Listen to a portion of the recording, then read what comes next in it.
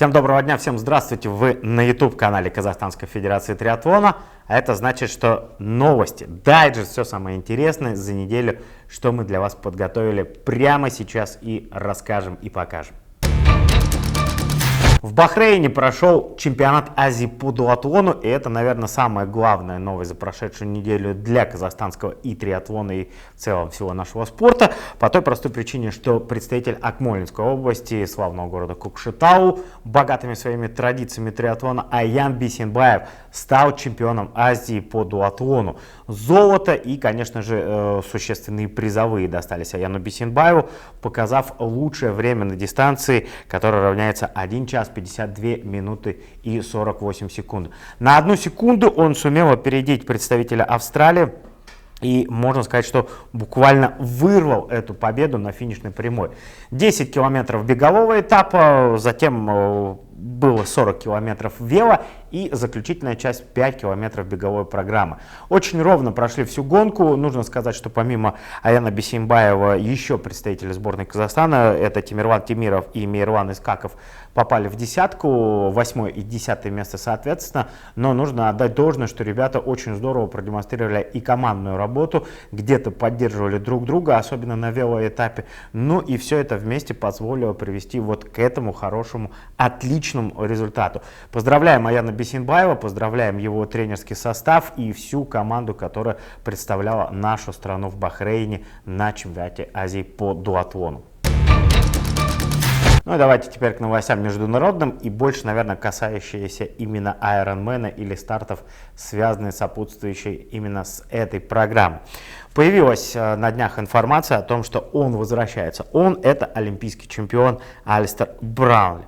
Стартует в Ironman с половинки Oceanside. Эта гонка пройдет совсем скоро, и нужно сказать, что заявочный лист достаточно объемный, и плюс ко всему имена атлетов, которые туда попали, говорят сами за себя. Ну, наверное, всех перечислять нет никакого смысла, но скажу, что Сандерс, Лонг, Маккейми, Руди фон Берт, Бен Канут — это те люди, которые будут представлять именно Ironman Oceanside 70.3, и список только растет. И вот Браунли сказал и отметил, что большое спасибо организаторам за то, что дали возможность выступить на этом старте. Плюс ко всему он отметил, что в связи с тем, что старты и чемпионаты мира пройдут в начале года, поэтому плотность стартов и, конечно, их заполняемость очень высока на данный момент, и поэтому пробиться на какой-то старт вообще требует больших усилий.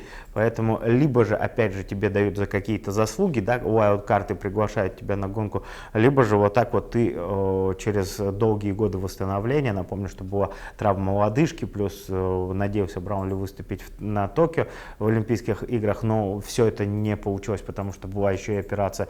Ну вот сейчас вроде как Браунли готов, говорит о том, что он готов выйти на старт и показать результат. Какой результат, пока даже сам не знает британец, но представитель графства Йоркшир намерен, конечно же, только на серьезные места, на высокие места. И как он сам отметил, что исключительно вот с этого сезона он переходит на длинные дистанции, на половинки и на полный Ironman. Ну и плюс ко всему, конечно же, рассчитывает очень серьезно заняться вот этими проектами, которые в этом сезоне набирают обороты и популярность, Sub 7, Sub 8. Как это все будет выглядеть именно в ходе режима реального времени, я думаю, что мы только можем узнать, исходя из увиденных результатов по отношению к гонке к другим участникам. Так что ждем Браунли на стартах, и, конечно же, очень интересно посмотреть, как человек вот за этот пропущенный промежуток времени сумел подготовиться и восстановиться. Ironman анонсировал новую гонку, которая, по крайней мере, сейчас в календаре стоит в 2023 году, в начале года, в феврале.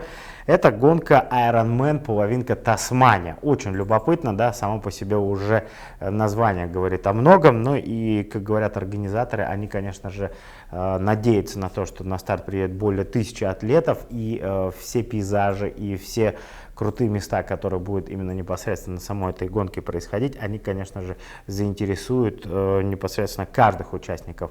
Ironman Тасмания планирует привлечь как и профессиональных атлетов, так в том числе, конечно, и эйджиков. Тасмания, ну и в городе Хаббард — это одно из островных округов Австралии, да, которые, я думаю, что вот в связи с пандемией, которая вроде как идет на спад, я думаю, что все должно получиться. Но и чем больше новых мест, география расширяется, я думаю, это, конечно же, и очень интересно каждому атлету age-группы для того, чтобы свою географию расширить, пополнить новыми местами, новыми событиями.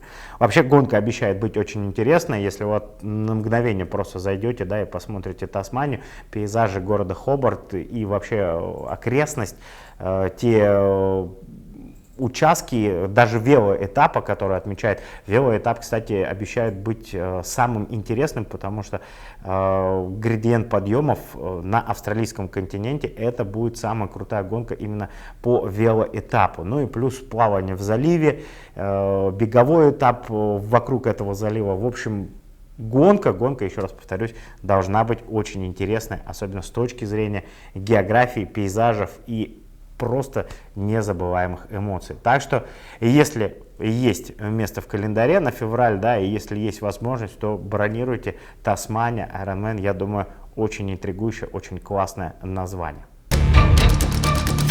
13 марта состоялась гонка из семейства Challenge Shepparton, и нужно сказать, что получилась она очень удивительной в плане того, что призеры и победители этой гонки, наверное, скажем так, прибавили по отношению к своим предыдущим стартам. Так, в частности, у женщин Амелия Уоткинсон из Новой Зеландии стала победительницей. Ее время 4 часа 8 минут и 38 секунд. Так вот, буквально месяц назад на другой подобной гонке она была всего лишь пятой. Ну и посмотрите, какой прогресс с 5 на 1 место. Я думаю, что тоже очень классно. Что касается мужчин, то тут выиграл австралиец Тим Ван Беркер.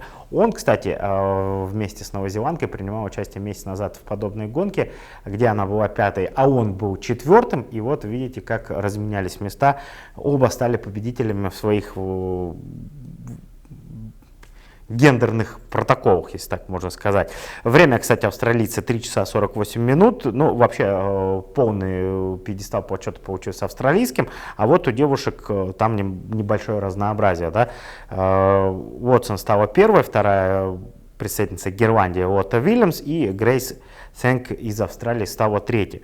Нужно сказать, что и Уоткинсон, и Беркель всю основную работу сделали, конечно же, на велоэтапе.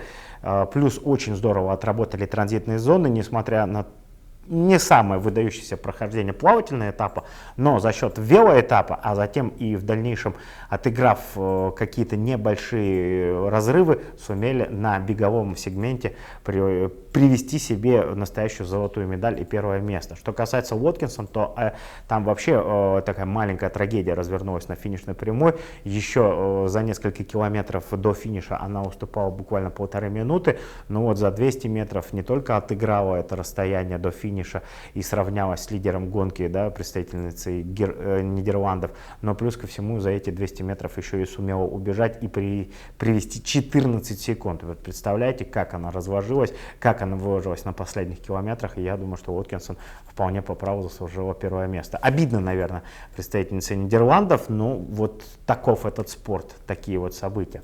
Если опять же посмотреть на еще 2 недели назад, отмотать, да, помните, проходила гонка в Дубаях, и там выступал Кристиан Бруммельфельд. Все ждали же, конечно, от него потрясающей гонки, очень интересного развития событий.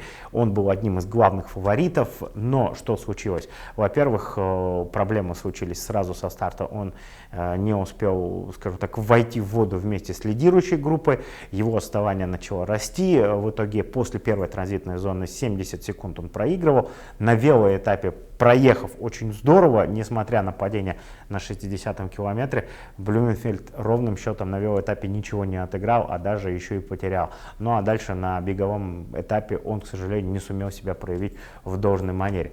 Ну и как сам Блюменфельд отметил в той гонке, он сказал, что не ищет себе оправдания, а сказал, что стоит только работать и нужно расти и развиваться дальше. Есть еще ряд гонок перед чемпионатом мира, которые он планирует принять участие. И, конечно же, для него основополагающий проект — это SUP 7, SUP 8. Так что посмотрим. Кристиан Блюменфельд признал свое поражение, да, в Дубае и сказал, что такие поражения нужны для того, чтобы после шага назад сделать 2 вперед.